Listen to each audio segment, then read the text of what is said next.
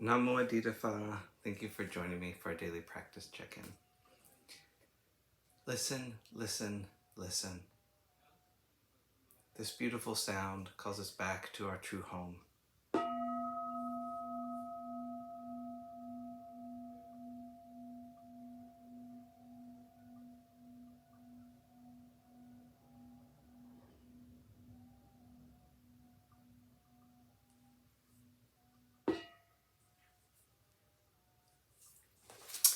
The first mindfulness training.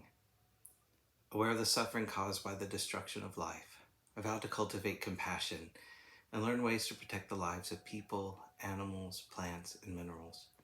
I'm determined not to kill, not to let others kill, and not to condone any act of killing in the world, in my thinking, or in my way of life.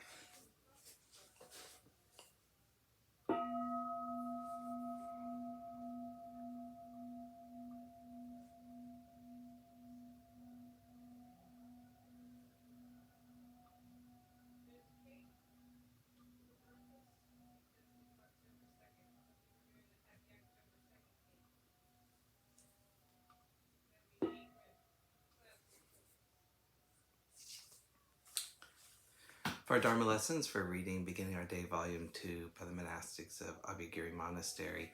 And today we're reading Making the Embers Bright Red by Ajahn Yatiko. Due to our past karma, we have found ourselves in a Buddhist community with harmony and good feelings. And most importantly, we have teachings that are encouraging us in the practice and leading us to truth and peace. We have the space and time to practice and relatively good health, and our requisites are well provided. We can recognize this and appreciate the opportunity we have. This is a helpful reflection, but it's also important to have a clear insight into the extreme rarity of this kind of situation. When we develop this insight, it's like waving a fan in front of a fire to make the embers bright red. We need to go over this insight and work at it until we really see it. We can do this by setting a goal, not so much to attain samadhi or to have perfect mindfulness, but rather to arouse a clear, vivid sense of the urgency of our situation. If we are successful and this insight arises, it can be very exhilarating. When the embers are bright red from this insight, then it's like starting an engine. The engine takes care of itself once it gets going.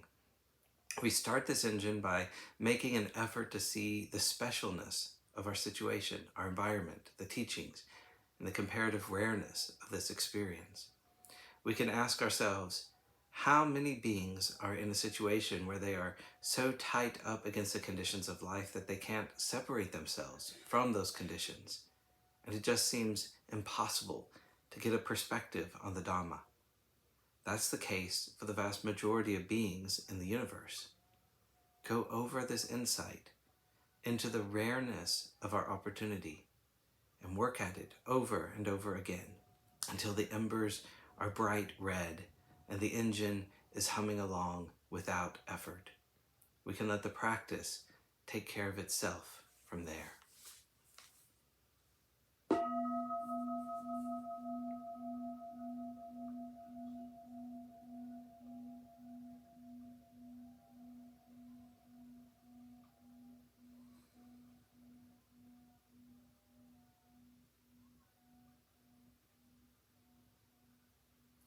May all beings be well. May all beings be happy.